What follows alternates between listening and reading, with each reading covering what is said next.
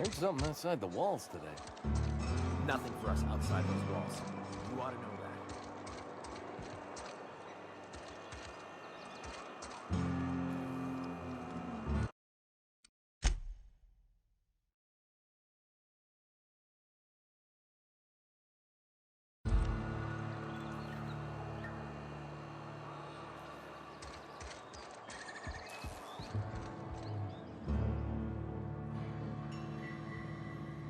Somebody's been running around talking about the Hope.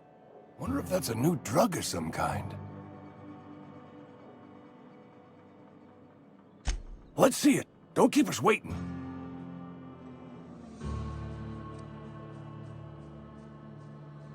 I don't know what that means. Is that some sort of medical condition? Is my plague getting worse or something?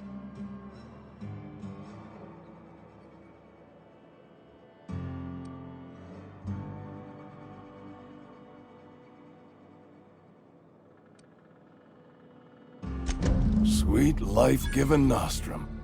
The first hit's always the best. Scratched together all the bits I had around the domicile. It ain't as much as you deserve, but it's all I got.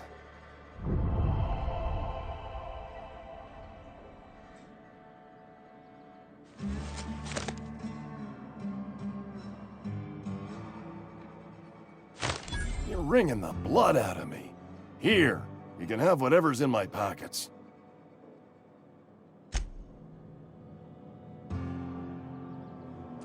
Nothing like a good hit of anthracillin.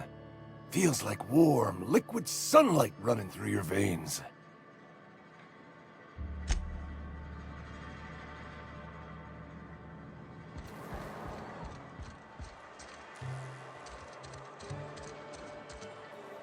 Somebody's been running around town raving about a colony ship. Plague must have gone into their brain matter.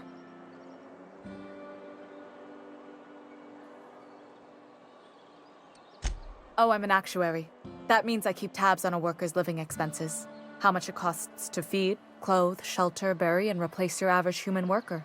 Technically, I'm employed by the Spacer's Choice Department of Human Resources. I can't say I'm pleased, but what's done is done.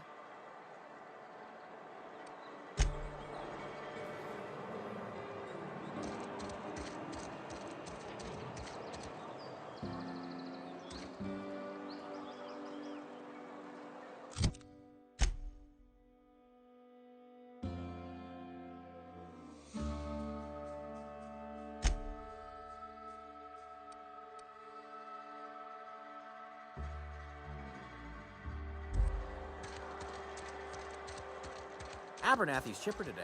Guess he wasn't plagued. Boss likes to tell us plague's a state of mind. Maybe he's right. I'm not allowed in here. Not since the vending machine incident. Miss Holcomb ain't allowed in this establishment. Not since that little incident. Ask her if you care. I'm running a business here. I won't touch anything while we're in here, Mr. Moreau. I promise.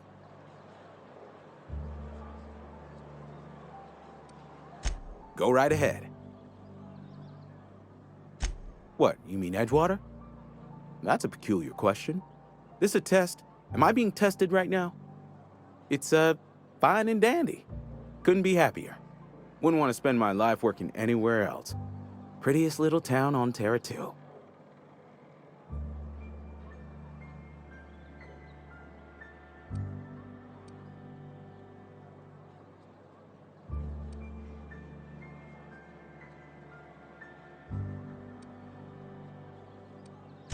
Do us both a favor and don't try to prove your point. I don't get paid for banter. Was there something you needed? Go right ahead. Amelia. Definitely Amelia Kim. I advise against stepping foot in her drinking establishment altogether. Word is, they're gonna replace her with an auto-mechanical barkeep. She's... what's the word? Obsolete. You don't want to associate yourself with that kind of person. Plague? I don't know anything about a plague. We are the very picture of hot-blooded physical vigor.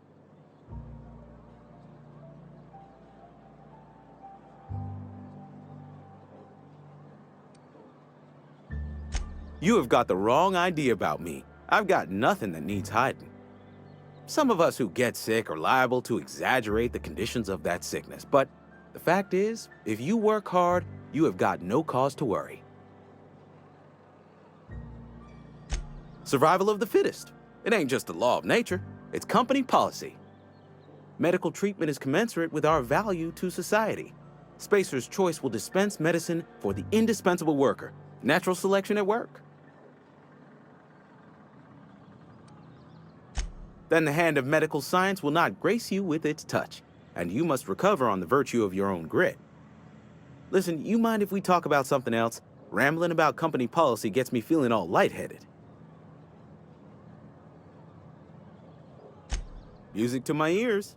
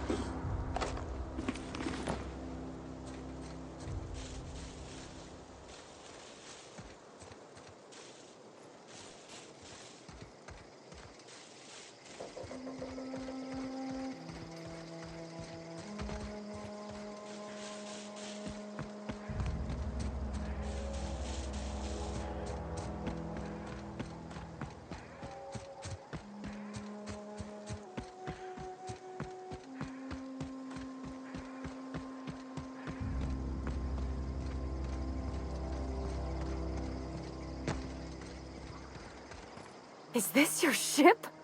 Oh my stars, she is just so handsome! Does she have a name yet? What's her drive model? Oh, gosh. Listen to me babbling. When I was in Edgewater, I dreamed of flying on a real ship, working on a real engine, belonging to a proper crew. I'm the only decent mechanic Edgewater's got, but every time I think of going back, I get this sinking feeling.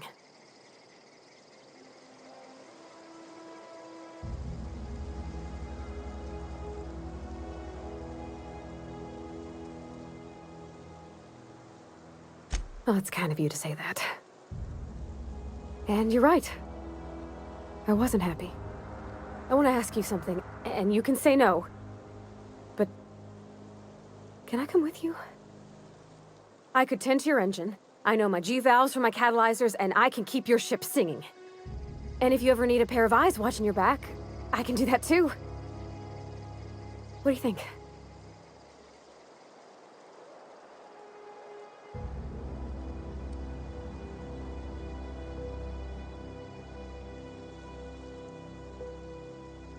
Yeah, I've been thinking about that. Edgewater was on the verge of collapse before you showed up. You sent them power, and now the town might see another season. And you talked Miss McDevitt into coming back to town. Maybe one day, Edgewater will have a garden where that cannery once stood. You ain't exactly a stranger anymore. You done some kindness hereabouts. I wouldn't mind following somebody like that.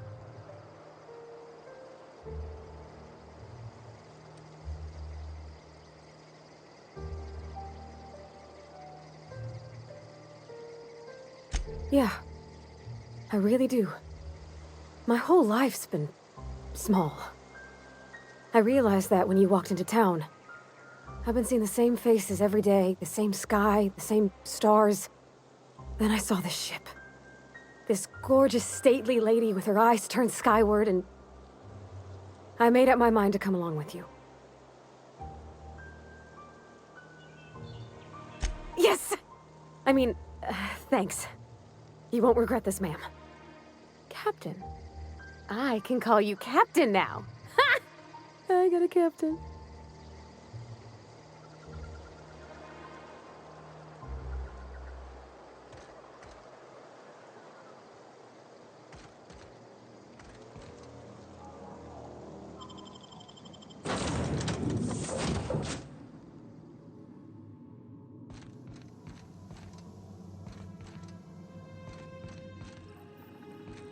Captain, I have detected that Edgewater's power supply is now optimal. I applaud your willingness to invest your time in the local community. What can I do for you, Captain? Do you know how to install a power regulator?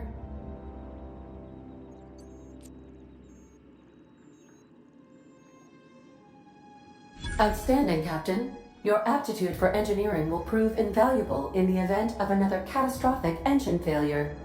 Our engine room is located behind you. Across the cargo bay, up the ladders.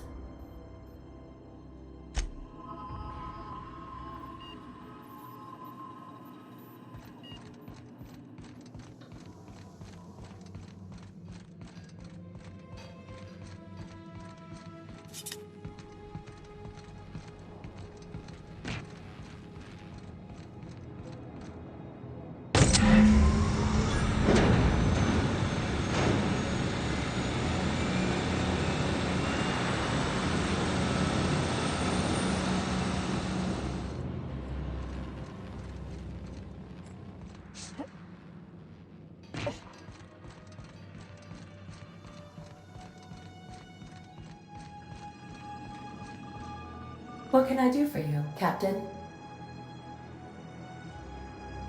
All systems are operating within acceptable parameters.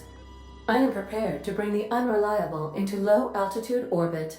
This should prove an adequate test of our flight capabilities.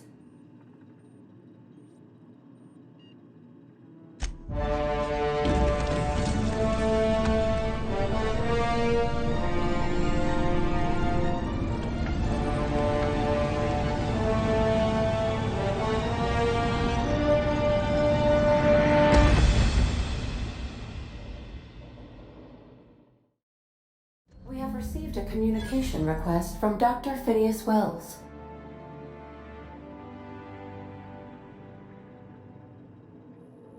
Aha, there you are. Hale and hearty, and captain of your own ship.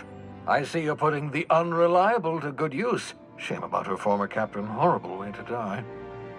How are you feeling, by the way? I lost track of you in that cave back there.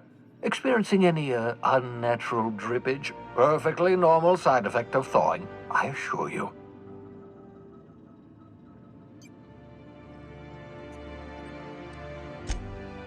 Oh, yes, that's probably permanent. I wouldn't worry about it, though. I'm sure you're fine. What you saw in Emerald Vale is happening all across the colony. Food shortages, lack of supplies, and basic necessities. We're dying. The chairman, the minister, and all their lackeys on the board are to blame. The Hope has some of the brightest minds Earth ever sent us. If we can revive the Hope's colonists, they can help us undo the board's mistakes. They can help us set things right. You need to get to Stellar Bay on Monarch. I have contacts there. They'll help me, help us, find the chemicals to revive your fellow colonists. Gladys Culkelly, lovely woman, runs a cozy little black marketing outfit on the Groundbreaker. She can get you a nav key to land on Stellar Bay.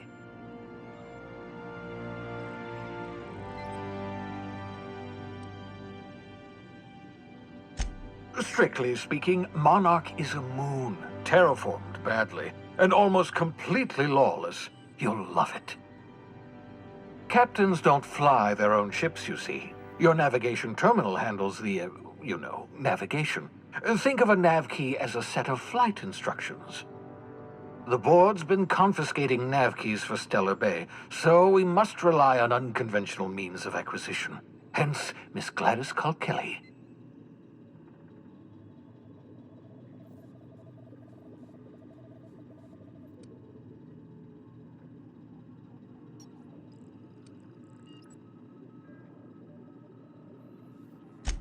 Without a skip drive, good luck. You'll be dead before you make it to the nearest star.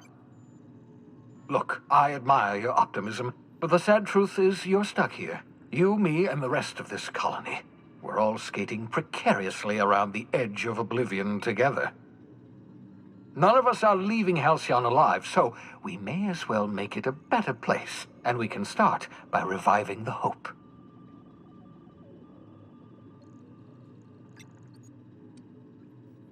Gladys and I have been doing business for years. Her smuggling credentials are unimpeachable. If anyone can get you a key to Monarch, it's her.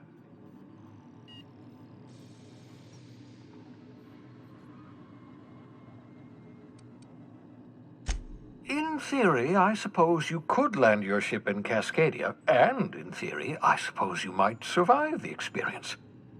Cascadia is utterly seething with dangerous, highly aggressive creatures more than capable of tearing you limb from limb. You'd have to be a lunatic to land in Cascadia, and I'm reasonably certain I tested your brain for incipient signs of insanity. Trust me, talk to Gladys Culkelly. Excellent. I'll send her a wireless. Let her know you're coming. By the way, I gave Captain Hawthorne a disguise apparatus of my own design, cutting-edge technology years ahead of its time. I call it the holographic shroud. I'm sure it will prove remarkably useful to you. You'll find it in the captain's quarters.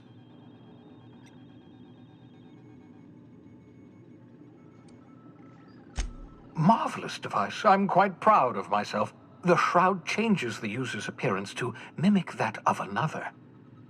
It has limits, first-generation technology, you see, but promising. Exciting to see it in use at last. Very simply, the holographic shroud uses biometric information contained on standard identity cartridges to generate a holographic projection around you.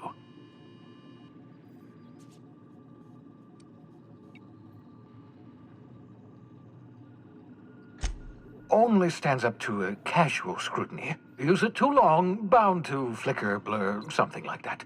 Movement makes it more likely. Best used in moderation. When you see guards in your path you can't sneak past, for example. Maintain your distance. Act normal. No running, no jumping. Don't draw their attention. If they pay attention, they're more likely to notice flaws in the hologram.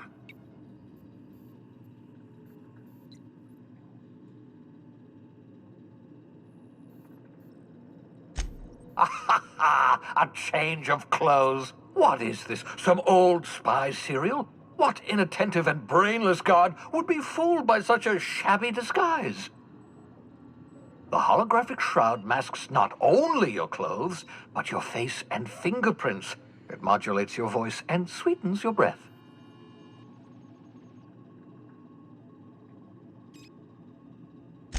Science, that's how. Excellent. I'll contact you once you've found a way to get to Stellar Bay. If you have any questions, come see me in my lab. And remember, don't trust the board. They'll try to win you over with promises of wealth and power, but it's a lie. The board's only interested in filling their own pockets. If we don't put a stop to them, they're going to run this colony to the ground. Transmission ended. If you are ready to depart, please select a destination on your navigation terminal.